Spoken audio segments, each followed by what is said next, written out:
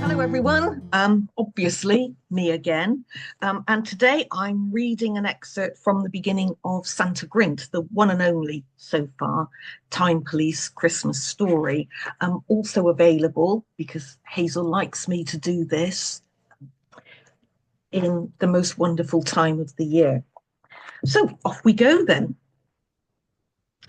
The story doesn't really begin here, but it's as good a starting place as any.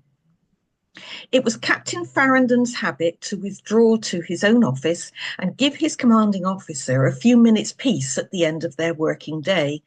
On this occasion, however, and in anticipation of his commanding officer's reaction, he had carefully left the connecting door ajar. Commander Hay closed her last file, shut down her data table, and reached for her very excellent coffee, freshly brewed in her very excellent new coffee machine, which, for some reason never adequately explained, had been installed in Captain Farrington's office rather than her own. She switched on her screen.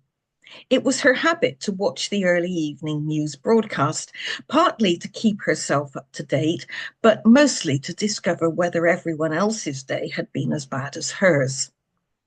Closing her eyes, she sipped slowly, relishing the end of an unexpectedly peaceful day. The internal difficulties of the last year, while not exactly melted away, had certainly retreated to a safe distance, for the time being. Life, she felt, had improved to the extent that even after all this time, the unfortunate combination of the Time Police and the partial destruction of quite a large area of the formerly respectable London borough of Mile End no longer featured quite so prominently in the headlines. Life, however, having lured her into a false sense of security, now prepared to pounce. This news station liked to end the daily bulletin on a happy note, to brighten the unremitting gloom, they said. The "and finally" snippet was carefully selected to imply that, never mind all the crap just regurgitated for the benefit of the viewing public, there might, just might, be hope for the human race after all, that there was no need to go off and end it all just yet. And look at this adorable skateboarding duck. Captain Farrington grinned to himself and waited. And finally, chirped the newsreader, they're calling him the Time Police Officer with a Heart. In an organisation not known for its humanitarianism, one single Time Police officer has surprised us all. Captain Farrington began an internal countdown. 10. 9. The silence from Commander Hay's office was absolute. 7. 6. The newsreader's voice continued. Unfamiliar words such as heartwarming, compassion, kindness filtered through the open door. 4. Hope. 2. Benevolence. 1. While no one knows the name of this Good Samaritan, all indications are that the Time Police have finally taken on board the barrage of criticism provoked by their actions in Mile End last year, actions which resulted in widespread damage to property and threat to life, and are even now moving towards a more and liftoff. What the fire truck? Charlie! Captain Farrington got up and carefully arranged his face. You called, Ma'am? No, I bellowed. What the fire trucking? Can I gather you've just seen the news, Ma'am? Time Police Officer with a Heart. Yes, Ma'am.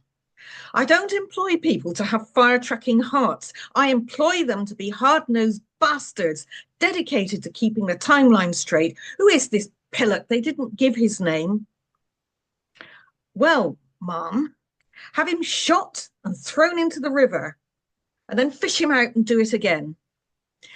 Well, Mum, actually, come on, spit it out. Captain Farrington paused. Unkind people might have said he was savouring the moment. Lieutenant Grint, Mum. She sagged back in her chair and then recovered. You had me going there for a moment, Charlie. Good one. No, Mum, it was Lieutenant Grint. She sat up again. They said he was overcome with compassion. Yes, Mum. Concerned with the welfare of those less fortunate than himself. It's a news bulletin, Mum. I don't think they concern themselves overly much with facts. She reached for her paper knife. Bring me Lieutenant Grint now. I intend to close my eyes, and when I open them again, I want to see him standing in front of me with a more than adequate explanation.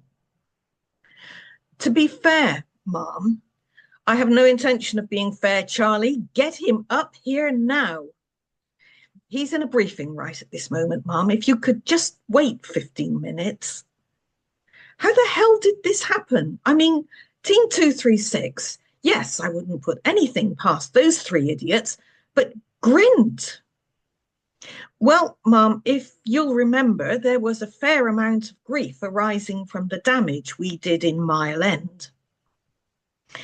You mean when we displayed exceptional bravery and determination against overwhelming odds, and a heavily outnumbered Team 236 rescued a prominent member of those bottom-feeding, shit-spewing incompetents we're supposed to regard as a functioning government? That is certainly one way of looking at it, Mum.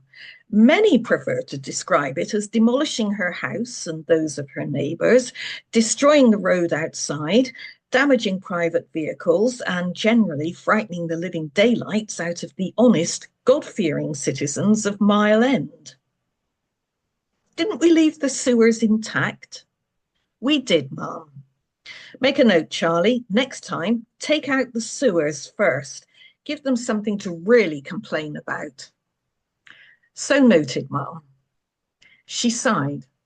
I still fail to see what any of this has to do with a certain recent news bulletin. Well, Mum, again, if you remember, there was a meeting at the end of November. Cue flashback music and wavy images.